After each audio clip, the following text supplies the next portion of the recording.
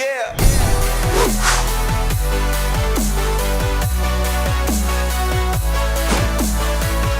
After 20 years, TCU decided to part ways with their legendary coach in Gary Patterson. Patterson went 181-79 during his time with the Horned Frogs, with 11 double-digit win seasons and 6 top 10 finishes. But he went just 21-22 in his final 4 years with the program, with the lack of offense being a major reason for their lack of success. TCU now looks to Sonny Dykes, who they hired from their rival in SMU, to revitalize this offense and make them Big 12 title contenders once again. So welcome back to the Gridiron Expert, guys, ready to break down TCU's hire of Sonny Dykes. As always, guys, please continue to like, comment, subscribe, share our videos. Check out everything down in the description below. Again, all those things that take you just a few seconds help us out tremendously. So hit that like button, hit that subscribe button if you've not already. Get our notifications by clicking the bell, because you do not want to miss the rest of the coaches we have to discuss this week, and then you do not want to miss the content we have going forward, especially with the NFL draft coming up, and then prediction season, of course, being right around the corner. So we'll take a look at the Sonny Dykes hire, guys. And before we dive into that, let's take a look at the TCU-SMU rivalry. You know, this TCU-SMU rivalry was already pretty heated enough. It was pretty intense. And now TCU, the Horned Frogs, have stolen the Mustangs coach, a guy in Sonny Dykes who beat TCU each of the last 2 years. So TCU actually owns the edge in the overall series against the Mustangs, but Sonny Dykes, when he was with the Mustangs, beat TCU each of the last 2 years, both of those being upsets. Sonny Dykes, guys, he went 30-17 in the last 4 years with SMU, really giving the Mustangs their best stretch of success that they've had really since the death penalty that they received back in the 1980s. That was this 4-year stretch for them. While it wasn't the best in the world, while they didn't win any conference championships, that 4-year stretch of consistently making it to bowl games, even though they didn't get to play in the last two, consistently being competitive, was huge for this SMU program that was still trying to build itself back up. Dykes went 10-3 in 2019, a double-digit win season for him, his first as a head coach, and averaged over 30 points per game in all 4 years with SMU, including top 15 offenses in each of the last 3 years. And guys, those numbers can't be disputed. Those numbers can't be really argued.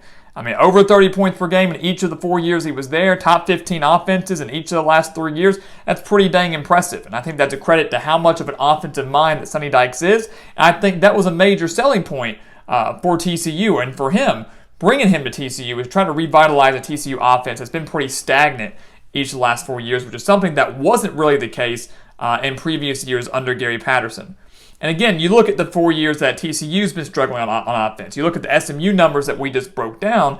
TCU in the last 4 years has not had an offense ranked above 45th in the country.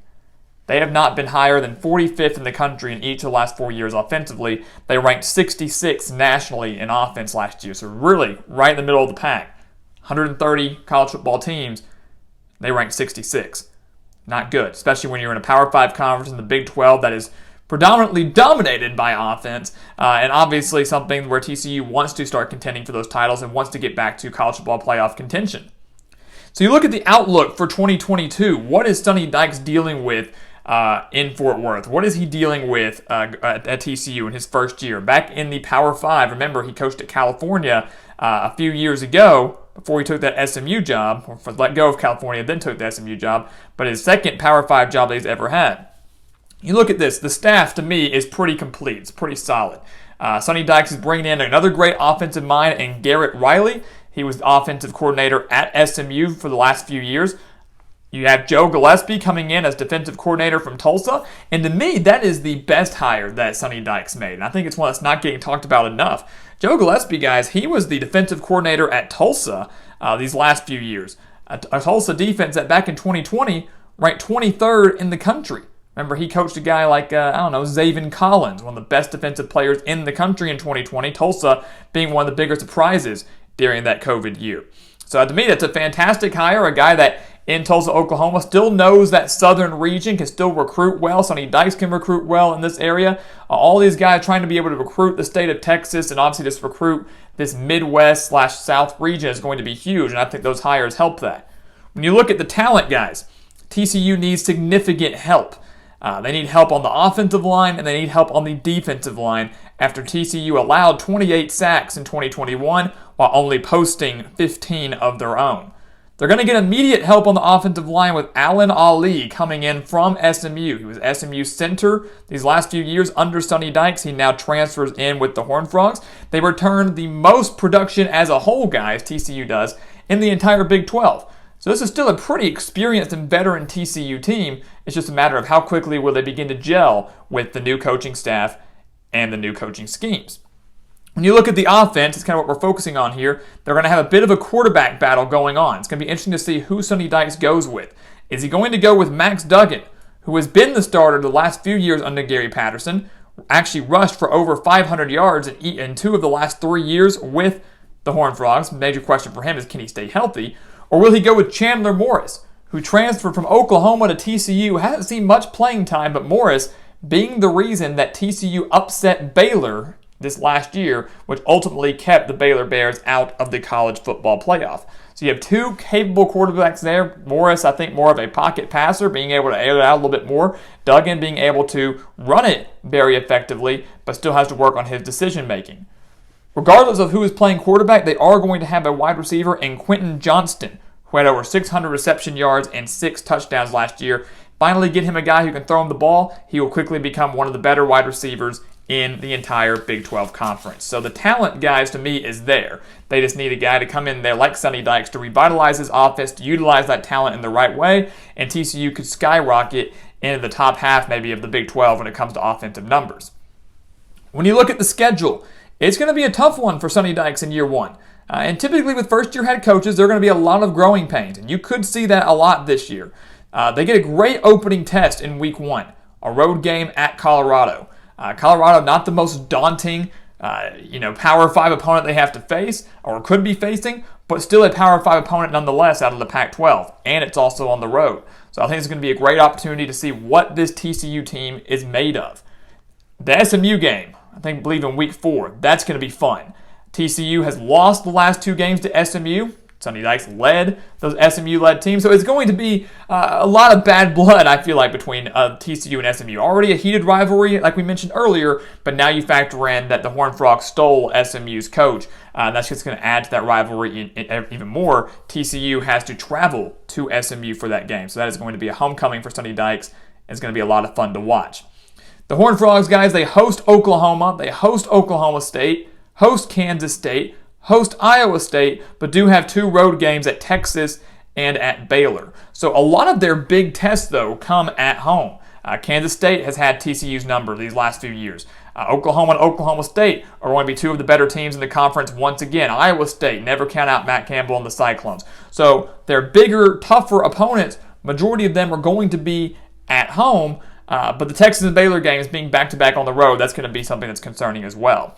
The way I look at this for TCU and Sonny Dykes is that they need to win the majority of their road games. They need to win the majority of their road games. Since more of their tougher opponents are coming to them, not saying TCU can't beat them, but if the majority of the tougher ones are coming to you, you need to take care of the lesser opponents on the road. I think TCU can do that. If they can win at least half, 3 of the 6 road games that they have, I believe they probably will find a way to win 3 home games in there and get to bowl eligibility. To me, that is something that is not out of the question for the Horned Frogs in year 1. They can take that, they can take those postseason practices and that postseason experience, build on that going into 2023. So overall, guys, what is our grade for Sonny Dykes? What is our grade for TCU?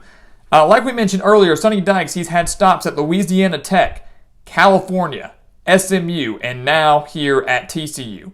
But if you look at those numbers and how he did at each of those schools, he only had 1 double-digit win season in his 11-year coaching career. 1 double-digit win season. That came just recently, 2019, during his time with SMU. At California, his best season was just 8-5. This is a coach, guys, I feel confident in his ability to rebuild this TCU program and kind of stabilize them, but can he go any further than that? He's a coach that likes to start fast. We saw multiple years where SMU started really, really strong, 5-0, 6-0, 7-0, maybe 7-1, somewhere around there. At California, his best year, the Golden Bears started 5-0 before finishing 8-5. He starts fast, but he peters out and fizzles out towards the end. Is that going to happen with TCU? Will he start strong and then fizzle out? That's not going to cut it at TCU. That's not going to cut it at any program, but certainly not one that wants to contend for conference championships and wants to contend back on the national stage. For me, guys, this hire is a C-. This is a C-. This is slightly below average. I think it's enough to revitalize the TCU offense. I think it's enough to make them competitive again in the Big 12. But for me right now, I'm not sure he's the guy that's going to go out there and win Big 12 championships for the Horned Frogs. I don't think he's going to be a guy that goes out there and is able to contend with the likes of Oklahoma, Oklahoma State, Baylor. And yes, maybe with the departure of Oklahoma and Texas to the SEC, maybe the Big 12 will open up a little bit more. Maybe Dykes can start to win there. But right now, I'm not exactly sure he's the guy to win the big ones. C- higher for Dykes and TCU going into 2022. So guys, as always, thank you so much for watching us here at the Gridiron Expert on YouTube. Make sure to continue to like, comment, subscribe, share our videos. Again, those things just take a few seconds for you, help our channel out tremendously so we can continue to bring you some of the best college football content on YouTube year-round. So please continue to do that and help us out. And once again, guys, as always, thank you so much for watching, and we'll see you next time right here on the Gridiron Expert.